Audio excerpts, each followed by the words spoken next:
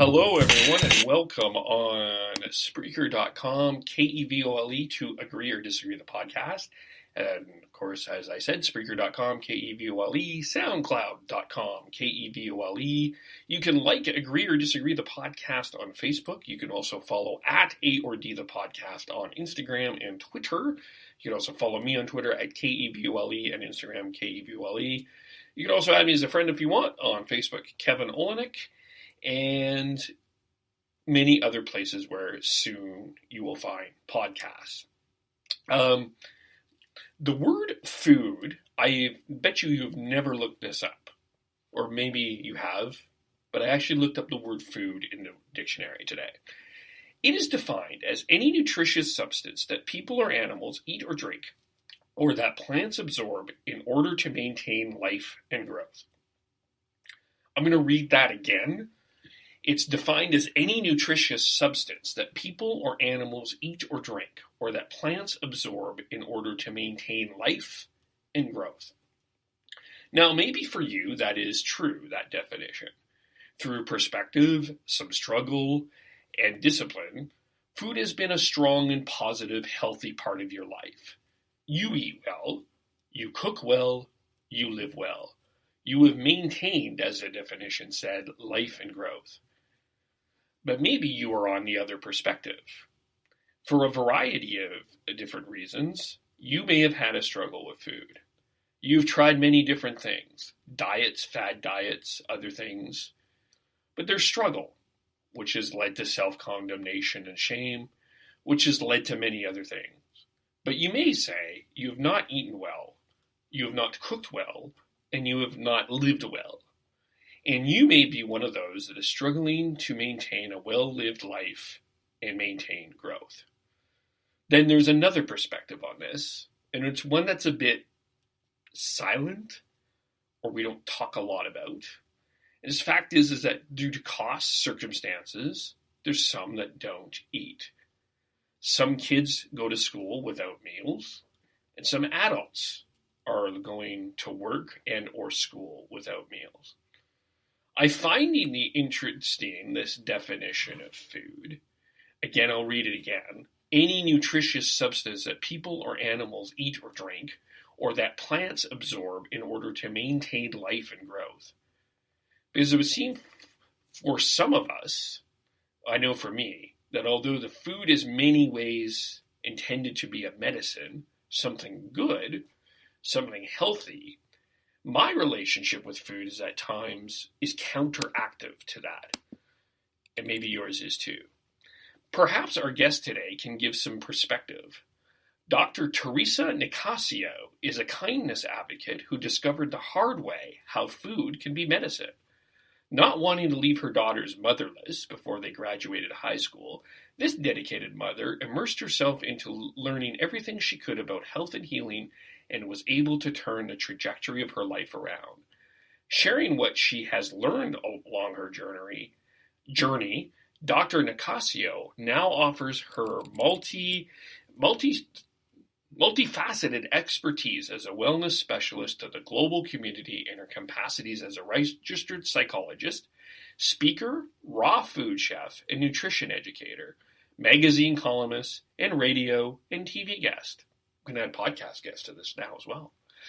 Passionate about public awareness and empowerment, Theresa also contributes to social, emotional, environmental transformation through social media and her blogs, TheresaNicassio.com and YumFoodForLiving.com. Theresa is a 2015 Canadian champion and 2016 Best in the World Award recipient for her internationally acclaimed book, Yum, Plant-Based Recipes for a Gluten-Free Diet, and a top finalist for the 2017 Canadian Mompreneur of the Year Award and 2017 Women of Worth Leader Award, and is the host of the Dr. Theresa Nicassio Show on HealthyLife.net and All Positive Talk Radio. And she joins us now on Agree or Disagree the podcast. How are you? I'm doing great. What a great way to start this show with a definition of food. And maybe I may be the only other person who looked up the word food. I did a talk downtown at Zend restaurant, Zend Conscious Bistro. Have you eaten there before? Yes, I want to say yes. Oh, it's so good. Anyway, so I had been there and I love the place and whatever, we have this connection. And they wanted me to do a talk, and I did it about food as medicine. And before I did the talk, I looked up the word food as part of my preparation too. So, high five on that. High five. That was, wow, that's well connected that. And we never even planned that before. No, I didn't even tell you before that I was doing what I was doing for the... Yes, because I actually... I have a little more expansive perspective on when I think of food. I think that the nutrition that serves our body is one of it, but I actually extend it to emotionally how we nourish ourselves and potentially spiritually as well. Yeah. And I think that having that clarity that there are these multiple facets can explain why sometimes they can overlap in some interesting ways when I talk about emotional eating and our relationship with food, as you were giving a nice intro about. Yeah. Let's talk about how you got here. How did you get... I'm always fascinated by how people get to where they are. How did you come to this place that you're in right now? Mm-hmm. It makes absolutely no sense on the surface.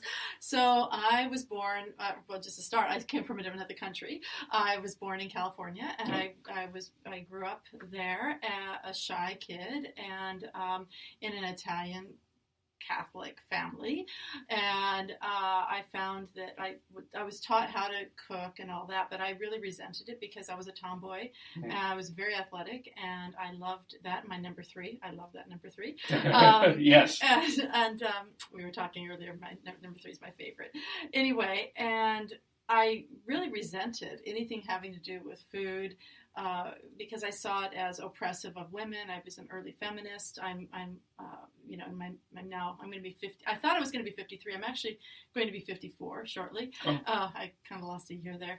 And, but anyway, I just was, kind of going around my life and simple things like I avoided public speaking my whole life. I did a little bit when I had to, but I even avoided speaking at the graduation I was supposed to do in high school, so it goes way back.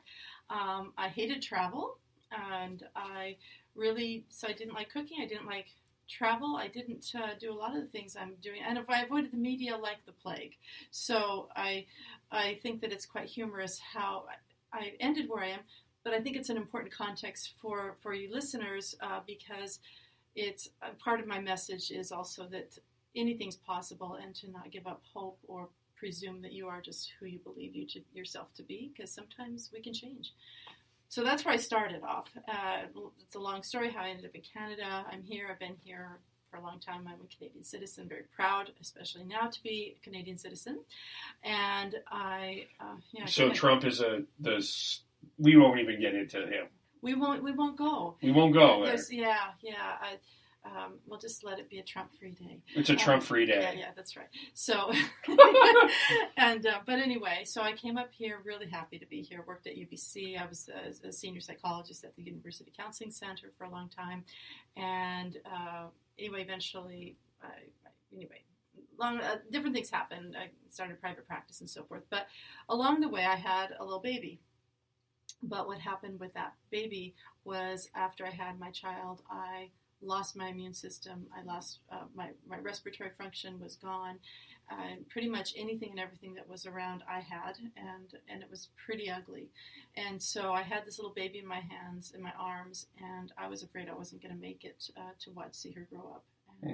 And so I got really scared. I didn't know what was wrong. I saw a lot of doctors. I had every diagnosis under the sun, many of which were considered irreversible. The airway damage and so forth with my lungs, asthma. I had pneumonias, bronchitis all the time. My tonsils were swollen literally nonstop for at least 7 or 8 years. I never had a respite from it. My skin, everything was ugly, gross. I was on very high medications, steroids. You name it, it was there. Digestive disasters. I had migraines my whole life. Until this is where a big transformation happened. So it's from the time I was probably a baby, I had migraines. I remember from a very young child hitting my head and my mom would tell me to stop, but my migraines were so bad. But when I was 45, when my daughter was about, I guess it wasn't until about 12 years after I had my daughter that I really made the connection. And I did an elimination diet of all things, not because I thought it was magical, it was just to kind of help my liver.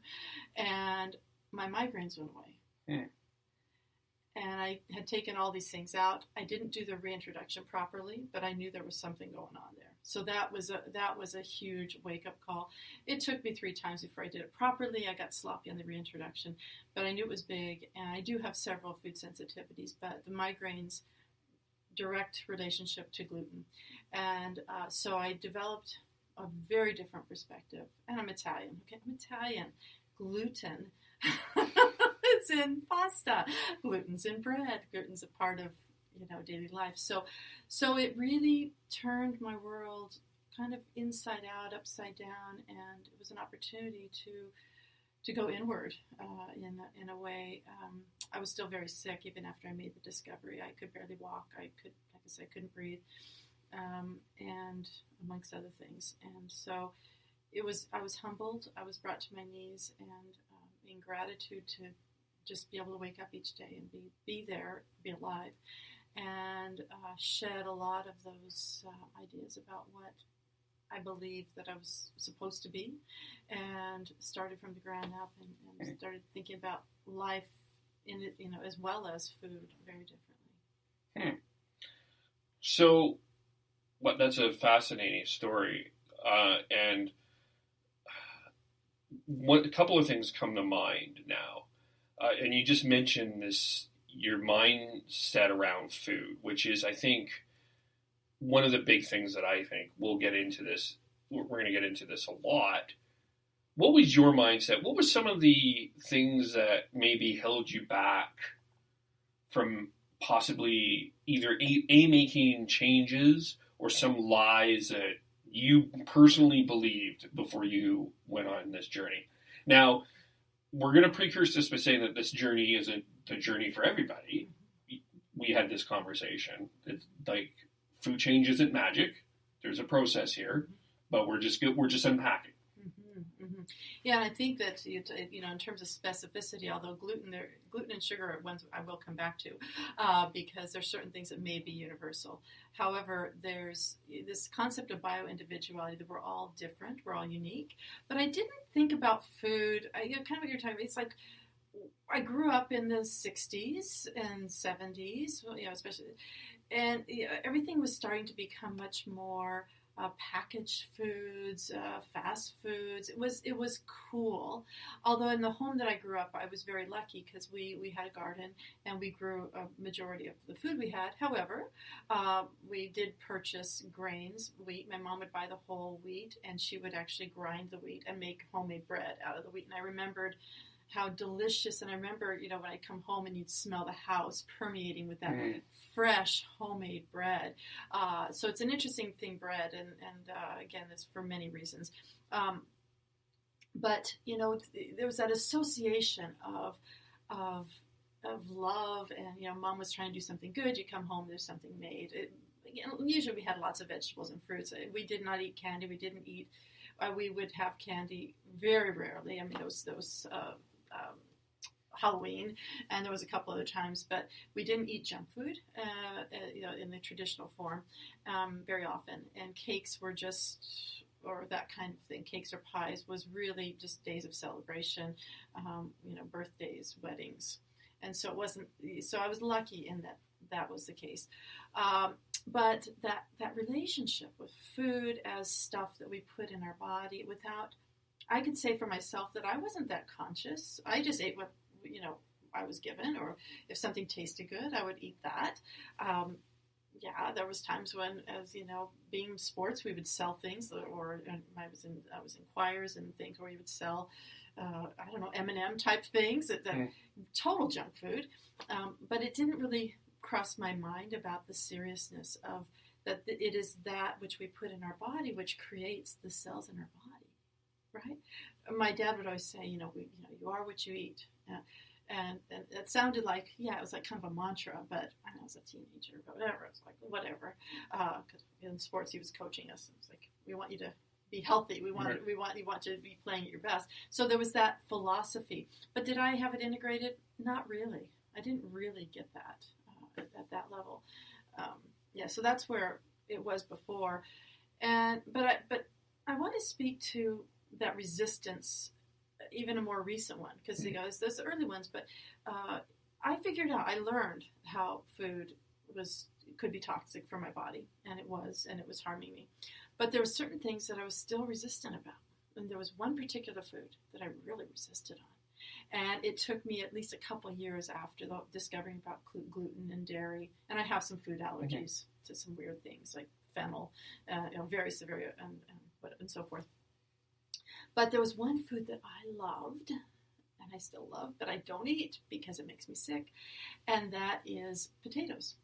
A lot of people have an inflammatory reaction to potatoes, but I wasn't taking that one seriously. That wasn't actually one of the wasn't one of the bigger elimination pieces. I didn't really make that. I didn't really process that. But when it was a very interesting thing, because I felt like here I let go of several foods that I had loved. Cheese, dairy, and cheese are a big one for a lot of people too. But it's kind of like that last to go. And then there's been a few times after I had been off it for a few years, and I thought, I'll try and see if maybe my body's adjusted. No. So if I eat potatoes, I discovered I've become like 9 months pregnant, and very unpleasant for me and anyone around me. And then also extremely arthritic in every joint of my body for like a couple of weeks, and I'm out of whack. Even so, it took me a while, because there's just something about that connection, and breakfast with potatoes, and it was delicious, and so I like to put that out there, because people think, because I wrote that book that won all these awards, and that first of all people assume that I'm vegan, and I'm not. I eat mostly plant-based foods, but I'm not vegan. But they also assume that I'm like some sort of saint, and I don't eat, I don't ever eat junk food. So I do. I mean, I'm human, and there's times that I do. But I'm conscious of what I'm doing. Like before, I don't think I took it so seriously. Now it's like, okay, this is harmful. So having that kind of psychological mediator in the process is an important piece for me. Right, and I would sense, and I know you can speak to this more because you're counseling people more to this than I am, but I know from my own experience, if I was going to say I'm getting off junk food, I'm not getting off junk food. Maybe I will, but not today.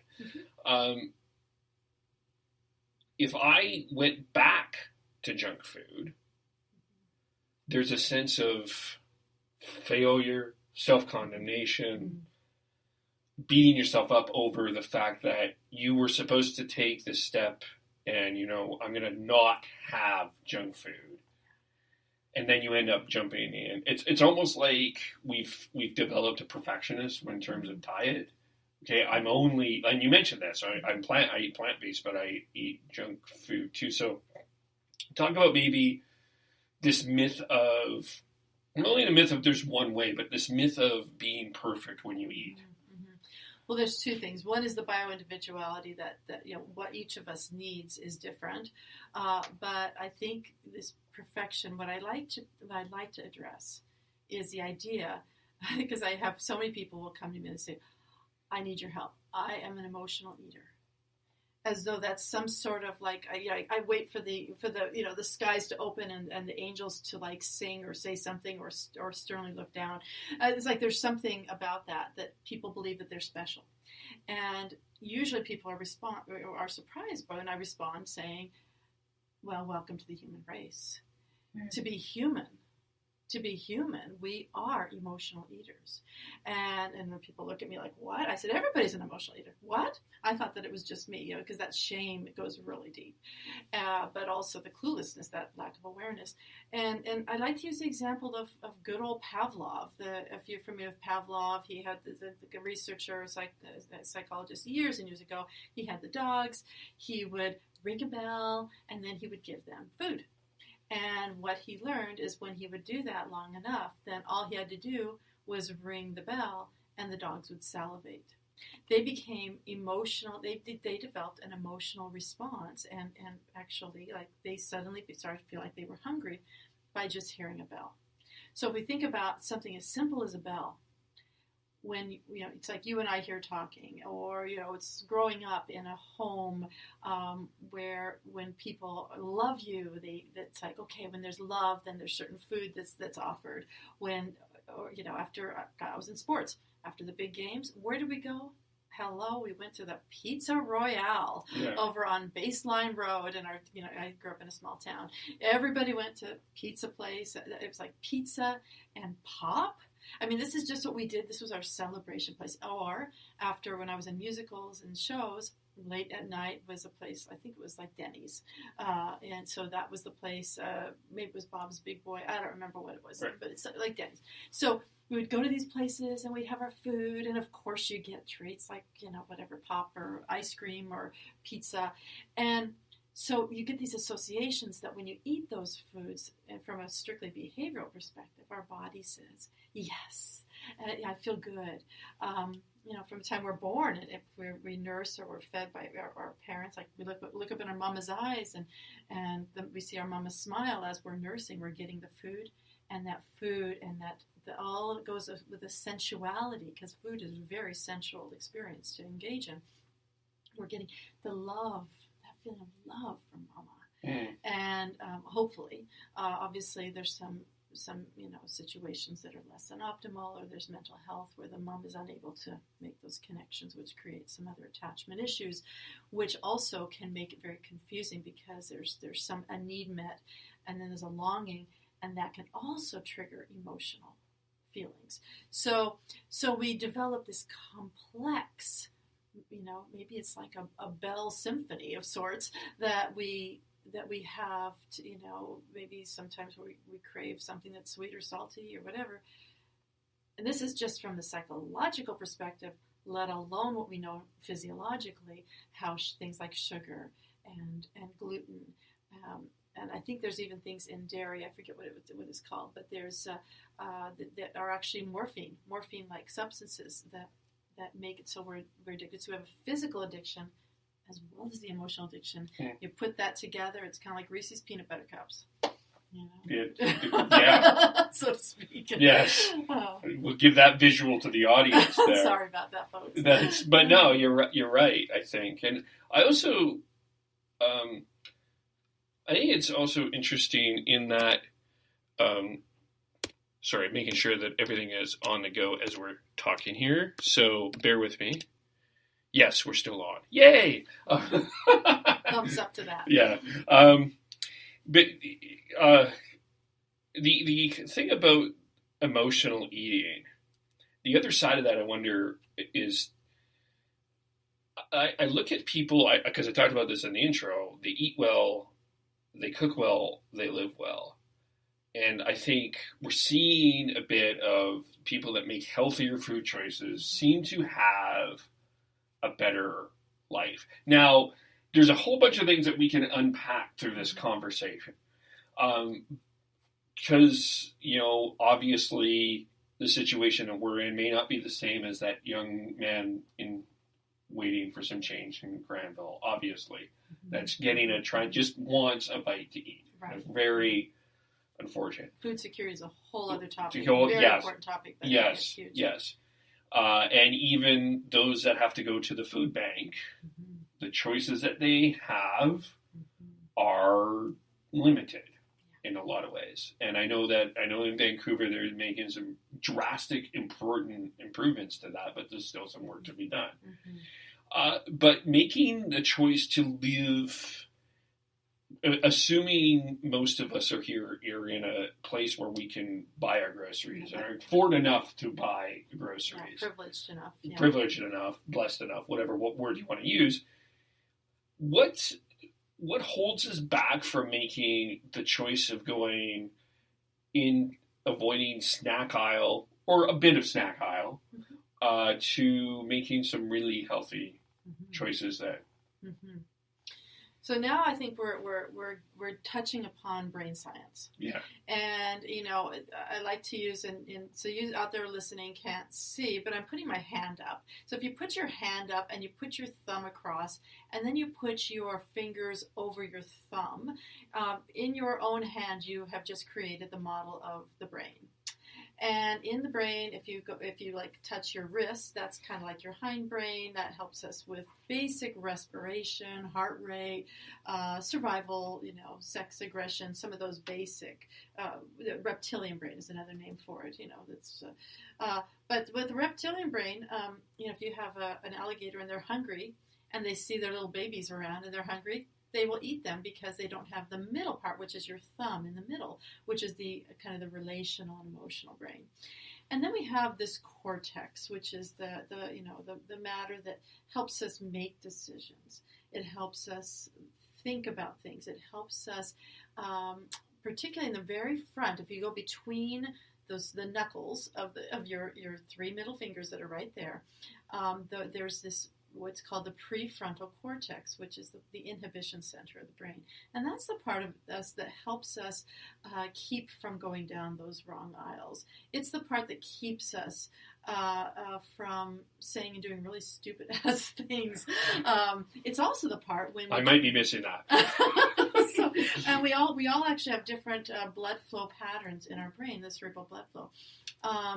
And so there are sometimes, and with ADHD and it's certain variations thereof, there may not be as much blood flow naturally, but then there's circumstances that, for example, the first place that stops getting blood flow when we drink alcohol, which is another substance which I would say is actually not nutritive, no matter how many arguments you might hear otherwise. It actually stops sending blood flow to that as the first place. So that's part of why it becomes easier to talk. You don't feel inhibited. You feel like, you could dance when you didn't feel like you could dance before, or sing even if you can't sing. Right. So you get delusional a little bit about that. But there's that going on. But in addition, when you talk about brain science, is we have both the infrastructure of the brain, of the actual brain cells, but then we have what are called synapses, and the synapses are like the pathways. And the more we use it, the less likely we're going to lose it. And so we start to develop highway ones as opposed to the times going through Spirit Park, right, and through the blackberry bushes where. Right. So those people that did brilliant. The Whole 30. Whether they realized this or not, they were actually capitalizing on brain science. Because what happens with our brain cells? You and I are talking, and let's say there's kind of a new learning that we get. It only takes 1.5 hours to turn a stem cell into a new baby synapse cell. 90 minutes. It takes about 30 days for it to mature. Kind of a magic number. So we develop a new pathway. It takes about 30 days for it to become mature. If you go through blackberry bushes one day and you don't go back again, every time you go through it's going to hurt. If you go through that same place on the blackberry bushes every day, eventually you're going to start getting a path, and it's going to get easier and easier and easier. So the infrastructure, though, on the cells themselves, the kind of the nerve cells, the brain cells, is it takes about 30 days to turn a stem cell into one of those brain cells. It takes about 3 to 4 months for those to become mature and become solid, and it becomes easier. So the idea of that Whole 30, with my book, I'm not telling anybody what to do. I'm just saying, hey, no matter what your food sensitivity is, you can still have delicious food, and that's very similar. So it's not prescriptive, which some people are upset about, some people are relieved by. But the Whole 30 is very prescriptive. For 30 days, it's like, okay, if you can just do this for 30 days, then it's going to get easier, and you're actually going to feel better for a lot of reasons, because with food sensitivities, particularly things like to gluten, it takes about, for most people, it takes about 3 to 4 weeks before the immune system stops overreacting. So you get the reward of feeling better, but it does take a month to get there. So if you're going to try to not eat something that you think is crap, and you're going to try to eat the healthier food, and you do it for a week, you may feel a little better, right? But you're not going to feel as much better as if you're able to continue on. If you can manage that for a month, it actually makes it way easier. And then after you do that, when you eat crap, your body feels it more and you feel worse. So then it's almost like a punishment. It's a negative reinforcement, and that's part of what makes it easier once you get that ball rolling. Right. It's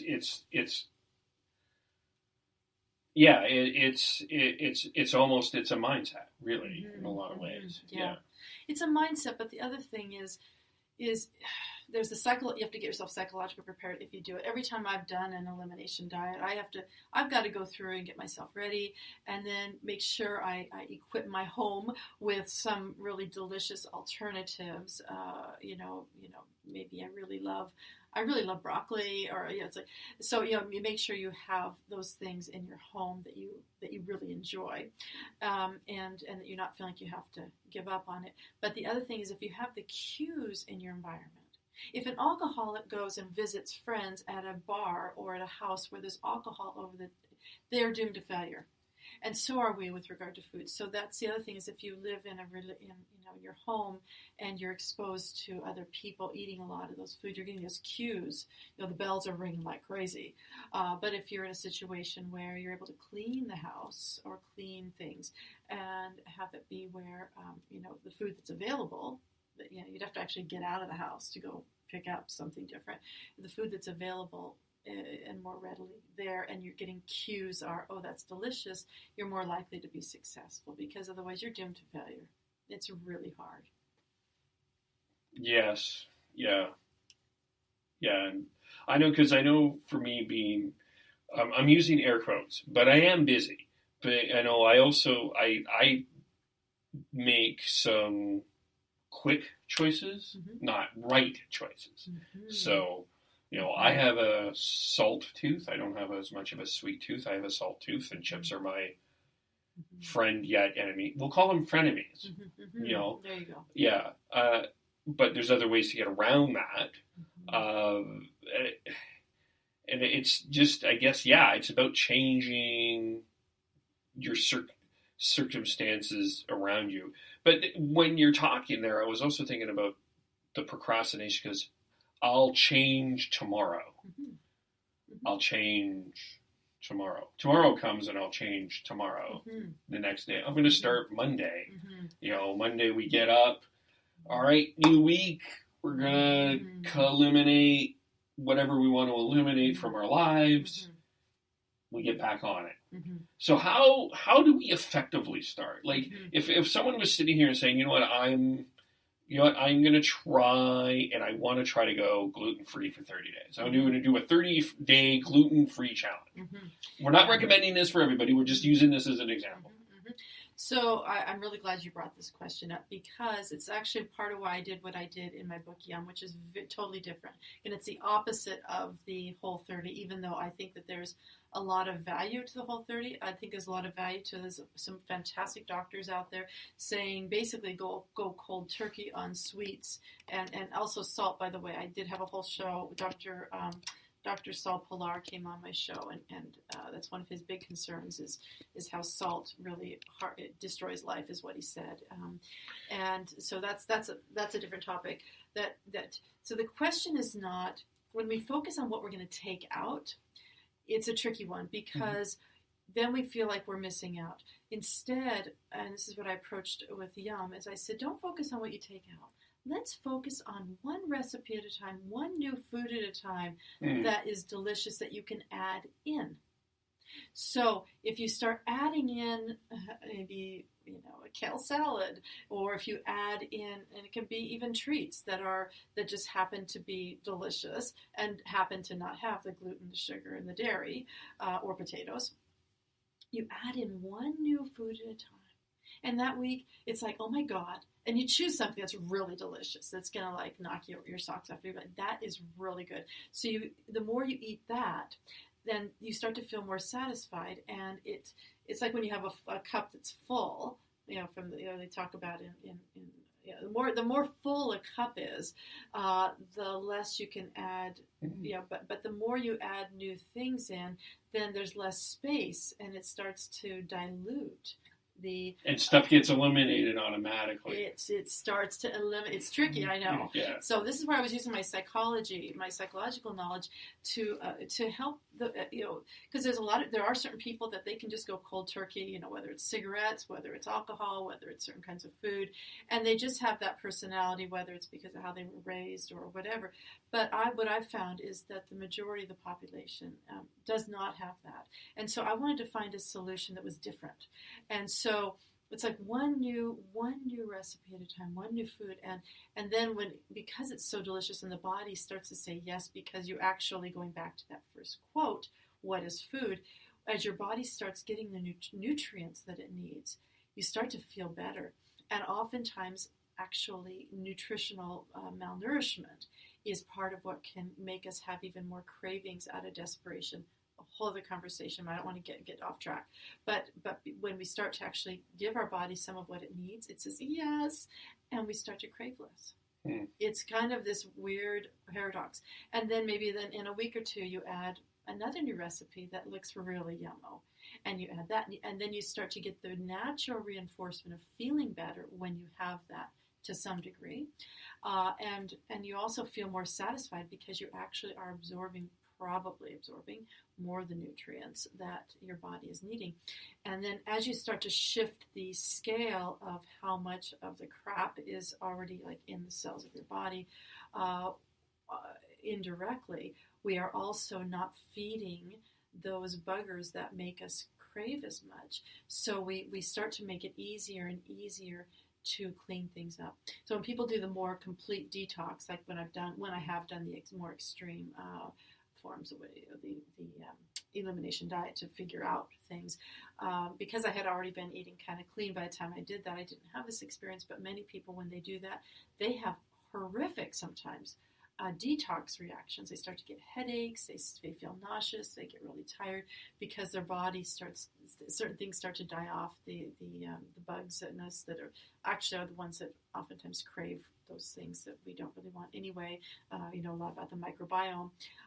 They're not getting fed, so they start dying off, and you start feeling even worse. So it's a really interesting dynamic. But if you do it slowly, you actually can also avoid some of those extreme detox. But you are actually detoxing gradually, and you're feeling better, and you're feeling good, and you're feeling like you're actually succeeding.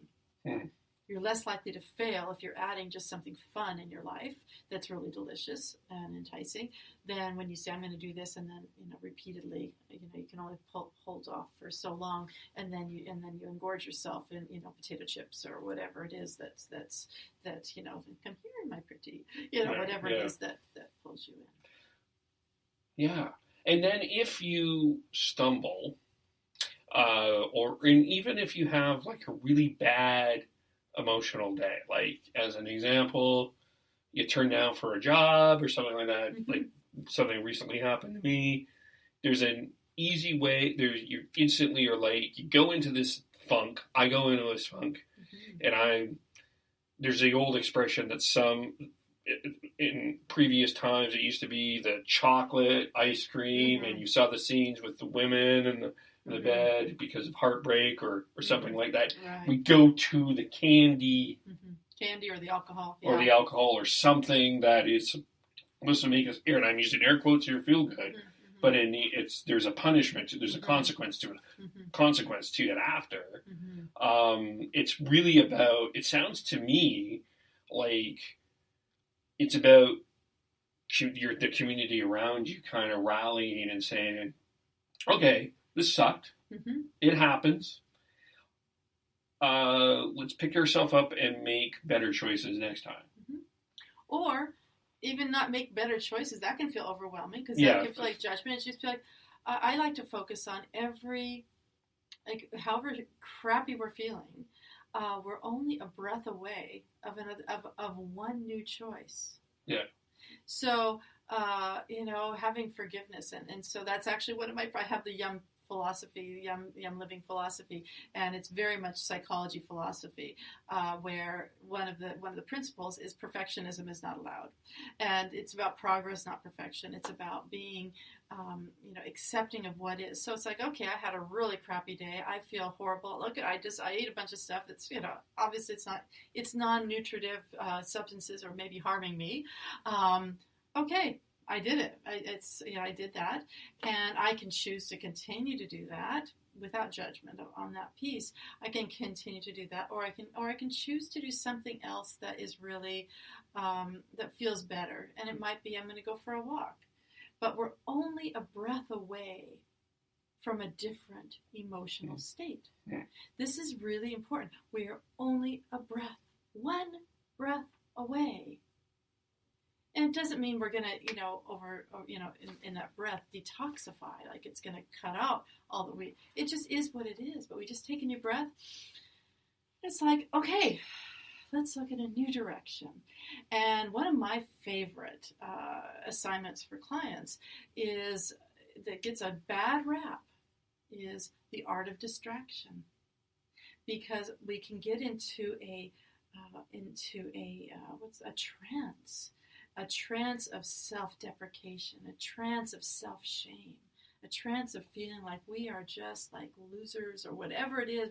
We just can get in that trance, and that's our highway 1. And so I'm like, hey, why don't we go off and let's walk through Spirit Park? Let's just go to Spirit Park.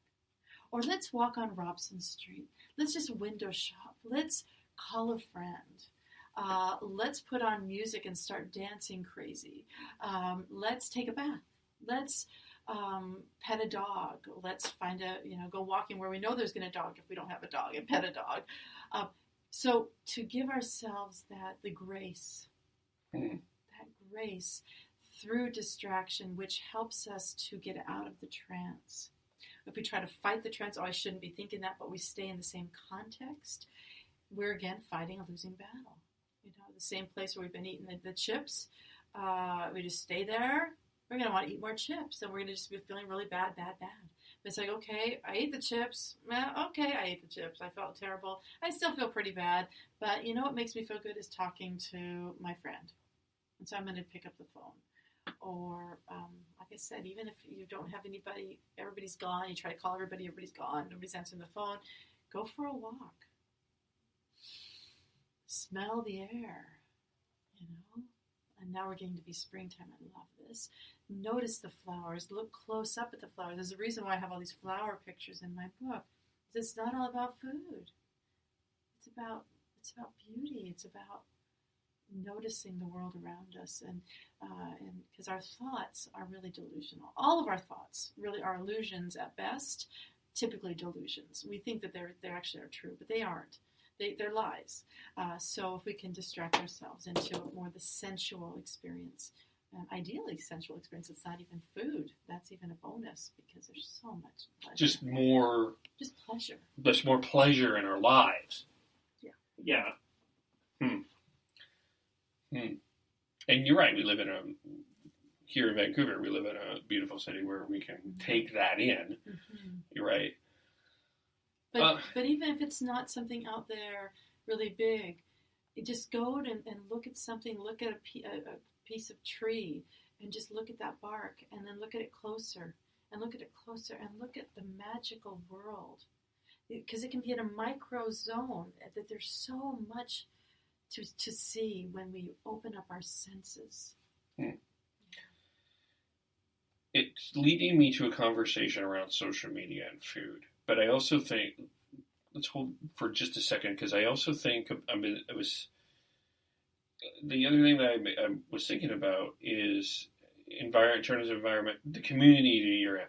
So sometimes when you make a change in your food choices, there is going to be resistance in the sense of for example, Easter's coming.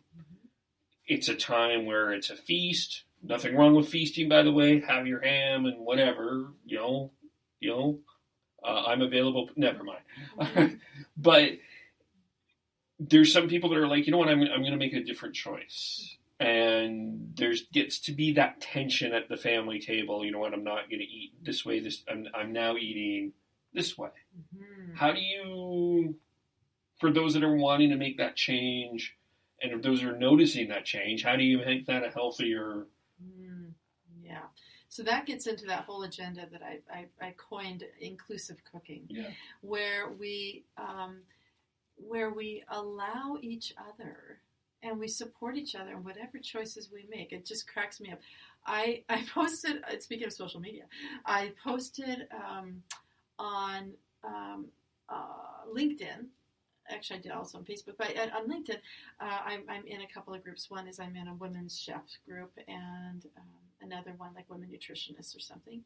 And I posted about this concept of inclusive cooking, where no matter what you choose to eat, whether it's for health reasons, for environmental reasons, for humanitarian reasons, or for just preference reasons, that you eat different than I do. And so I'm just saying, basically, let's honor each other. And not only that, but to the degree we're able, if we can create food that everybody can enjoy. So it's not like there's certain food for this person and certain food. If we can create food that actually is resonant for everybody who's there, no one has to feel like they're a weirdo.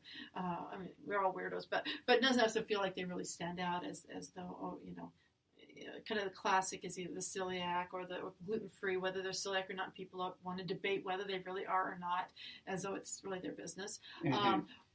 But a really popular one that's been going on for a long time is if someone's vegetarian or vegan. And people are, it's like all those vegans or those vegetarians, and it's like they're troublemakers. And anyway, so I'm just saying, let's live and let live, and let's honor each other. And we all actually need vegetables and fruit. That's like, we all need that to live. If we all just ate meat and potatoes all the time, our digestive system wouldn't be very happy. No. And so, just going to that place of finding that place of universality, even if you then want to expand and have other things as well available, right? So I thought this was, a really positive kind of agenda. And I forget now if it was in the women's chefs. I think it was in the women's chefs group. There were two women who wrote scathing reports. One in particular was just saying how they had they were having, like, I don't know, their son and daughter-in-law over, and the person made a special meal just for them, for whatever it was. I think it was they were vegan or vegetarian, but whatever, they had special dietary needs. And when they came to the Thanksgiving dinner, I think it was, and then the female, the daughter-in-law, I believe, I'll just say it's the daughter-in-law, she had brought her own food so that she would know that it met her needs, whatever they were. Then the woman, she wrote this right on social media. She's like, I told her, like hell you're going to eat that. I worked hard to make this food for you. And it became this big fight at the holiday dinner because the person who prepared the food, for their ego was so big and that they couldn't allow the other person to just make their own choices. I found that quite amazing. You're in this professional network, that there would be that emotional. There was someone else who wrote something kind of similar about, people should just basically eat what's served, kind of that old school mentality. And it was very interesting. It is interesting. Yeah. It really took me by surprise, particularly in that forum. But yeah, the idea that of eating, let others eat what they want, but also to empower yourself. If you're making the choice to eat differently, it's very possible that when you go out, you're not going to find the food that you need to eat. And so there's a couple things that you can do that's really important. One is you can what's called preload, where you eat ahead of time so you're not craving and then more likely to feel sucked into kind of eating something that maybe doesn't serve you or doesn't serve your body, mind, or soul. And the other is, be generous. Make a bunch of really delicious food that you can share with everyone. And you just add that to the table, but it's food that that you're able to eat. And that actually, most people don't complain when there's more food brought, especially when it's delicious food. Right. Exactly. And that's, and then also always have in your bag some emergency food just in case you're in a situation where you're going to be tempted. I was like, oh, let's go get some ice cream or something. But, at least you've got your, your Kind bar or whatever in your bag or whatever it is, or even, carrot sticks. Those are kind of less sexy, but if those, I think they're delicious still. But it might be weird pulling out your carrot sticks when people are eating those things. But if that's what serves you and that's what you like, and it helps you, chew and have that kind of sensual experience while other people are eating them. But you can have just something so you don't feel left out. Right. Let's talk about social media and food, because, of course, Instagram made themselves really popular by people posting their food options, if it's healthy or whatever, and people do it all the time. But also, so there's that aspect, but I also wonder, because, let's go back to the definition again, as I pull this up here again. Any nutritious substance that people or animal eat or drink or plants absorb in order to maintain life and growth. Now, sort of I don't know if I'm asking this right. Well, what does it matter if I'm asking this right or not? Sort of the environment around these expectations of eating certain... It's almost become peer pressure, hasn't it, in a lot of ways? Like... oh, look at this person's out and posting this fancy Instagram food of yumminess. And one of my goals, I'm serious, one of these days I am going to post an Instagram photo of an empty plate. Love it. Because, you can guess what I ate. Right. But, it's just sort of like this whole, I don't know. Such a rebel. Yes. Yes, but it's food brag, right? In a lot of ways, and it's creating sort of this "I'm better than you," or I don't know if that's intentional. I think there's people legitimately trying to share, hey, this is really good food, have it, and, or this is possible. Yeah, I know for me that's my big agenda is it's possible to have this beautiful, delicious food even without the things that you think are necessary to make it delicious. But there's many different agendas around Instagram, amongst other things, and not just food. Yes. So I think I actually would rather see people posting things around food than some of the ways that people are dishonoring their bodies and publicly. It's a whole other thing. It's That's particularly you see sometimes like a teenager who's it's like. One day they're going to be applying for work, and these kinds of material is available. So, but the food piece is, they talk about food porn, and when I first saw that, I thought that was kind of a funny label for it. But yeah, it is because it does entice us, and it can entice us even when we're not hungry. Mm-hmm. We'll be like, oh, that looks so good, and it's not even just the photos now, but there's the videos, of the chocolate sauce pouring down the edges or whatever it is. I'm a visual thinker. Yeah, that's right. Or the cheese sauce that's like, oh my God, did they scoop it up with a chip, whatever. So the thing is with Instagram is it's nonstop too. It's endless, and so this barrage of, that's why I talk about other forms of pleasure. The barrage of it being food. It's food, sex, food, sex, food. I am a big fan of both food and sex. I think they're both awesome. But what happens is we start to develop a crisis in creativity because we start to think that that's the only places, from a psychological perspective, that's the only places we can get pleasure. Mm. And we are robbing ourselves of so many levels of pleasure. I mean, you can get a blade of grass and get pleasure out of, feeling how the texture of it is, and maybe, making a whistle sound with it, or and being present.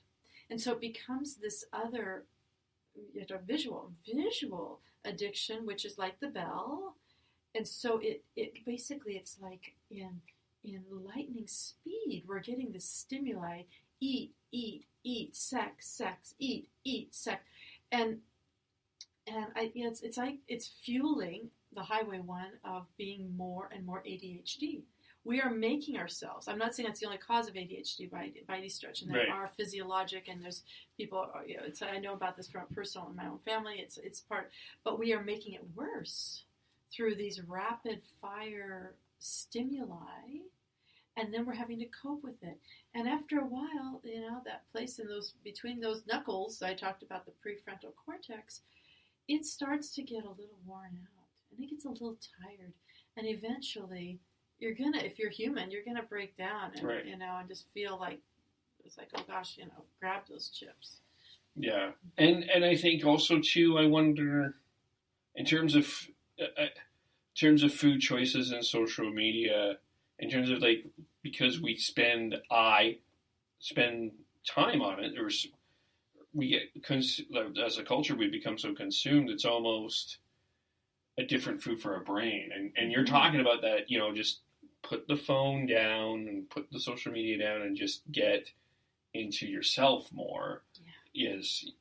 Yeah. And I'm a mom, and I have 2 kids, and you would not believe how much effort I had to put into I didn't want my kids to have a phone when they were young. And all the other kids were having phones from the time they were like at school. Some, by the time they were 10, 11, 12, 13, 14, it's like having these phones.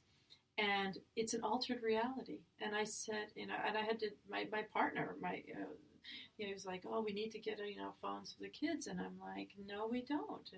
And we it was years of struggle. I mean, I gave in at 16. Ideally, I would have liked to wait till longer. I said, I want our kids to really, when they walk down the street, I want them to smell the leaves on the trees. I want them to feel and notice the breeze on their face. I want them to see the neighbors. I want them to notice the cats in the windows. I want them to feel their feet on the pavement or on the earth or on the grass. I want them to feel alive and enlivened, and not be just distracted in this little box. And I felt very passionate about that. I still feel passionate, and I'm concerned about what's happening and what the world is like for kids. And as we're seeing huge increases in depression and anxiety, huge, in addition to things like ADHD. Right. The food that we eat contributes to all those things, but also I believe that the lack of human contact and the lack of connection with nature and just life itself is that's where getting to the food for the soul. Yeah. That we're missing out on that nutrient. Yeah, and we're now at this point about 4 weeks away from the Parkland incident, and it was on my mind because there was an article as we were doing this recording from Jake Paul. There's still a little bit of conversation about it, but there's not much. And most of the conversation has been about the gun debate, which is an entirely fair conversation. But as I mentioned to you off air a couple weeks ago, and I posted this a little bit on Twitter, and I didn't get a lot of traction on it. But there are some really tough conversations that still need to be had around this. And I don't know, I'm not about to say that, well, I'm about to say something that may sound a little ridiculous, but I'm just going to play this out and see what you think a little bit. The movies that have been getting very popular that I've been watching, I kind of sat back and noticed there's this lack of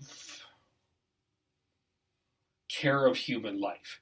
We see guns being shot and violence being on, and we're amazed by our heroes knocking all of these bad guys out, but there's like a lack of, oh wait, that's a human being that he just knocked out. Yes, he may be a part of the bad guys, but that's a human being. And it's, I'm not correlating and necessarily saying that movies had anything to do with this incident in a general sense. But I am starting to wonder, and this is part of that food for the soul, this nature, what we're consuming, if there is some environmental questions that do need to be examined. Maybe for you and I, this doesn't affect us, again, using air quotes, but I'm wondering if, maybe we have to have a conversation around the examination of our choices that we're making. And I'm not saying ban movies. That's not what I'm saying. But there's something here. It's a tough conversation. We don't want to get into this, really. And there's probably some people are going to laugh at me. Ha! Are you nuts? But there's something about what we're seeing, the way we are treating each other, that is impacting the way this kid walked into a school and with no remorse in this guy's eyes and this guy's soul. He shot 17 to 19 kids. He just opened fire. Yeah. And so I think, what you're hitting upon is really an important piece. It's kind of like the comparison of conventional medicine with alternative medicine. And I'm not into the dichotomy. I really like to marry things. Right. Looking at the best of both worlds. But one of the challenges? I'll go back to the food analogy first as an example. You hear things about whether it's bulimia or anorexia. Oftentimes people think, oh, that's a problem, or drug abuse or alcoholism, that's the problem. And we oftentimes think that the problem is what it appears to be. The problem is the shooting. The problem, yes, that is a problem. That is a new problem. But that problem that we're seeing on the surface is actually a symptom of other problems that are much more deep. This is one thing I love about functional medicine. Functional medicine, it can be conventional medicine doctor, but then also do functional medicine, is where you look at the root cause of a dysfunction, which the symptoms, so in my case with, I was clinically diagnosed with celiac disease, whether I have that and or maybe have other autoimmune issues as a root, and we can even go deeper. What is the root of that? But the more we can get deeper and deeper at what is the cause of this symptom, whatever it is.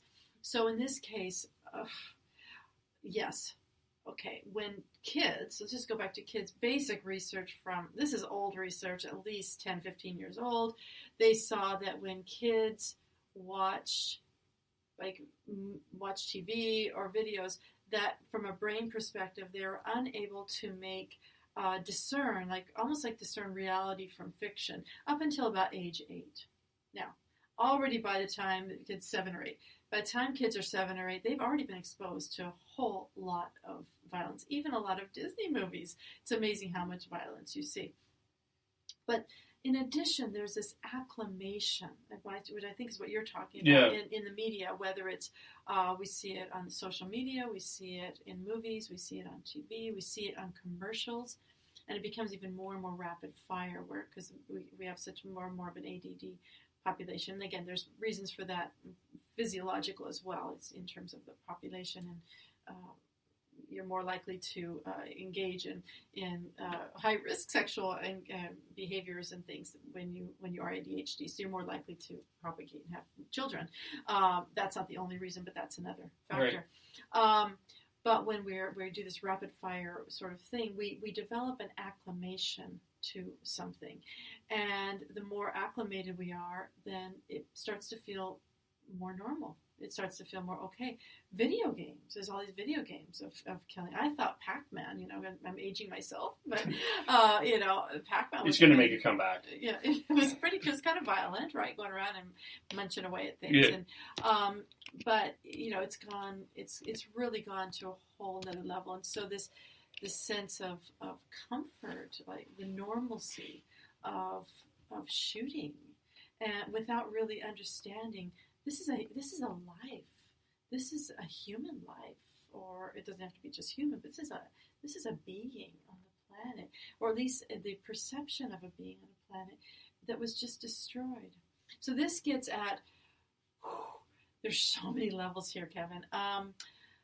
we are getting less and less connected with our humanity at a core level and each other's humanity. Mm-hmm. That at a much less violent, when we think about relationships, what we long for most as human beings, probably as mammals, but certainly as human beings, is we long for connection. We long for relational connection. And what we are most terrified of is loss of that connection, of disconnection. So think about at a micro level. You go on Facebook and you can friend, and then you can unfriend. Right. You connect, you disconnect. Suddenly, human beings are becoming disposable.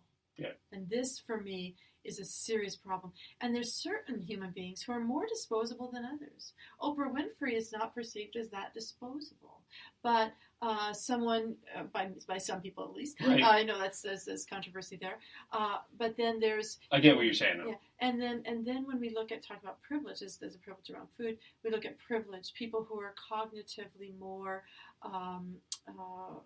have more capacities. They've been privileged with more cognitive capacities, or more emotional intelligence, or more physical beauty, or more money so that they can have more physical beauty, whatever it is. They tend to be treated as less disposable. And so what happens is there's huge parts of our population where, whether it's from birth, physical differences, emotional differences. We've got now a big rise on a lot of cognitive challenges, autism, and even ADD. There's not enough stuff going on with that. There's some very serious problems. And so anybody who's different has any kind of what could be perceived as a different ability or disability, or maybe they're not as quick as a whip. They suddenly start to become more and more disposable. And then we wonder, why is it that we have, some people, we have this, so much depression, suicide, intentions or attempts, and actually suicides. And the more we can disconnect, and we can be mean, we look at cyberbullying, we can be mean to people because they're less than. We've dehumanized them, so we can say and do really mean, nasty things. We're destroying the souls of each other, and so when we start, that I think is even deeper than the movies, but it's a precursor, and it's part of what we're seeing manifested. So the movies are another symptom. So this is why I say, the more we can shift to just being with each other. I love the story of have you heard the Golden Buddha story? Yeah, you mentioned something with that. Yeah. Yeah. So there's for those of you who are listening that aren't familiar, there's a story of the Golden Buddha, and it's a true story. And I forget how many thousands of years ago, a couple thousand years ago or so, in Thailand, there was some monks. They had this solid gold, 10-foot tall solid gold Buddha, and there was some folks who were coming across the land who were raping and pillaging and destroying everything, and they were like, okay, we're all going to be killed, but we don't want anything to happen to our golden Buddha. So they covered the whole thing with clay, and they made it into they molded into a new Buddha, but it was made out of clay. And so it was like this big, heavy 10-foot. Actually, it was, I think, 10-inch or a foot deep, thickness of this clay. So that would make it about 12-foot Buddha, clay Buddha. And so it turns out that it was left alone, and it wasn't stolen and melted down into some sort of palace. It worked, but it was many, many years later. I think in the 1950s or something, there was a monk. They had to move they were moving a monastery, and they were moving this Buddha, but it started to crack. So in the night, this guy, the chief monk or whatever, he came out with like a flashlight and saw glisten in there, and saw that underneath all that clay, they started to chisel away, and they discovered that under all that clay was a perfect golden Buddha. Mm. And I think that that's the answer. A big part of the answer is the more we can realize that under all of whatever our unique quirkiness, challenges, as well as the gifts that we have, underneath all of that is a being, is a beautiful being that's perfect in its essence. And so when we look in each other's eyes, that it's like, I see you, Kevin, and I see there's you. And we were talking about, we all have our struggles with this and the other. That's just the clay. That doesn't define you. Mm-hmm. But you are a beautiful being under all that, as am I. And that's where that idea, when we say namaste, which many people know that at the end of yoga classes, namaste. Mm-hmm. And it really is saying, I see that golden Buddha in you. I see the beauty in you. I see the light in your eyes. Do you see it in mine? And there's like this resonance of a whole different energy that doesn't even leave space for things like guns and murder and cyberbullying, because it's about love, it's about kindness. Yeah. I really feel like that is the ultimate answer. Yeah, and that's the food for the soul, per se. Yeah. Before we go, I am starting something new. You're a guinea pig. I'm a guinea pig. I am a guinea pig. You are a guinea pig. I'm a wellness guinea pig adventurer, Yes. That's my new thing I'm doing. I'm having fun with that. Yes. I have done over, I don't know how many. I've actually lost count. But one of the things that I'm going to try, and I think it just creates more of a personal connection, I hope, is 3 power questions.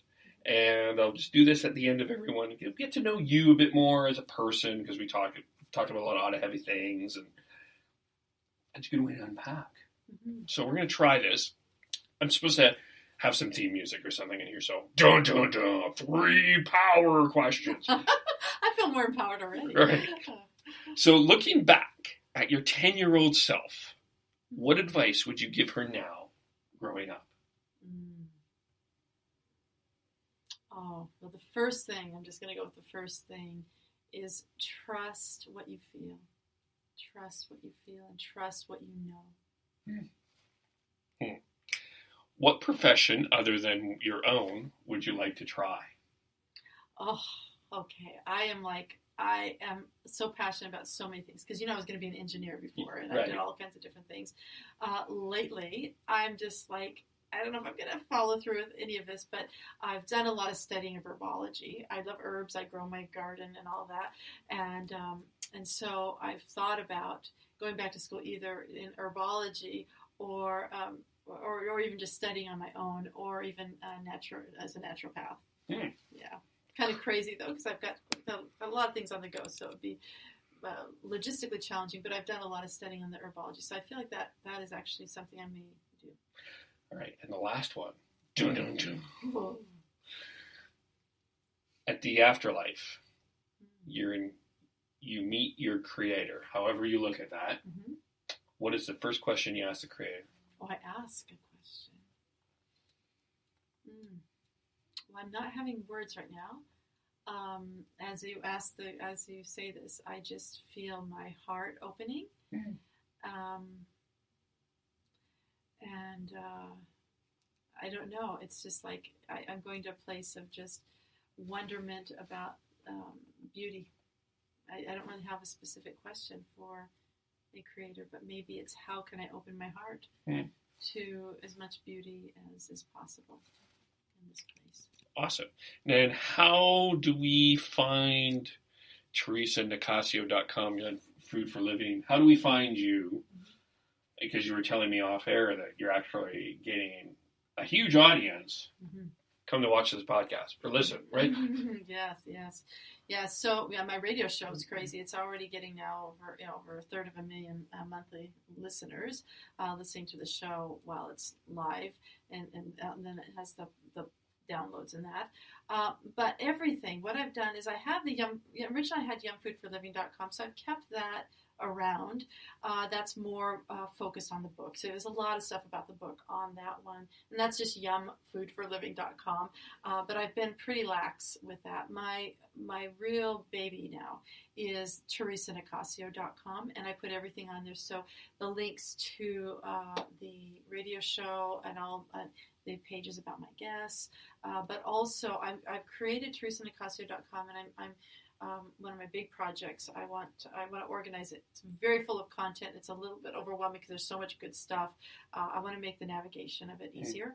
But I'm creating it as I call it Theresa's Wellness Hub, because you talk about social media, all the things online. It's people want to find information, and the thing to do is Google, and then you Google and you get more information than you can get, and you don't know the good stuff. So I have I've been curating, and I want to do a lot more curating of the best with regard to physical health, spiritual health, emotional health, allergies, LGBTQIA, parenting, many cancer, different kinds of things, functional medicine, integrative medicine, so that you have a place where you can find like the best of the best. And some of those best of the best have been also guests on my show, which is I think why I'm getting. It's not because I'm special, Kevin. I'm special in that but what I'm doing is I'm the wind beneath people's wings who are doing some really great things, and so it's really wonderful. It makes me really happy that I can help them. Because they're changing the world, and I want to help them change the world, just like I want to help you change the world. Because you're doing, I think, this podcast talking about the things that no one else wants to talk about. That's kind of I have a little different angle, with a little more health and environmental focus and kindness focus.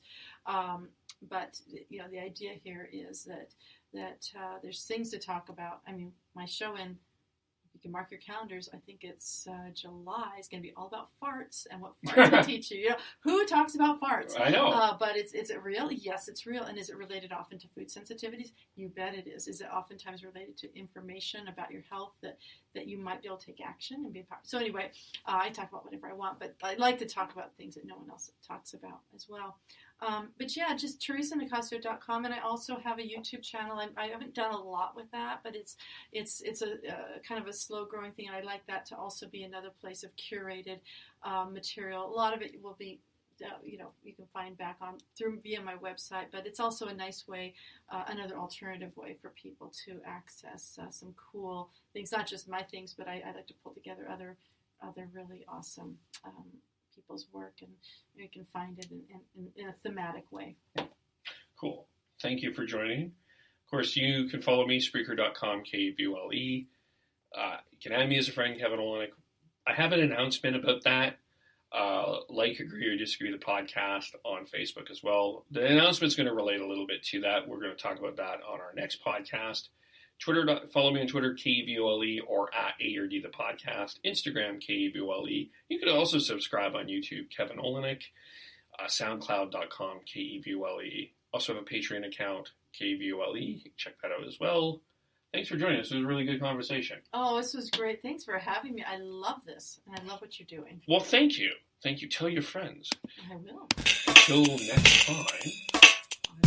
Adios. Namaste. Namaste. Namaste. Bye, everyone.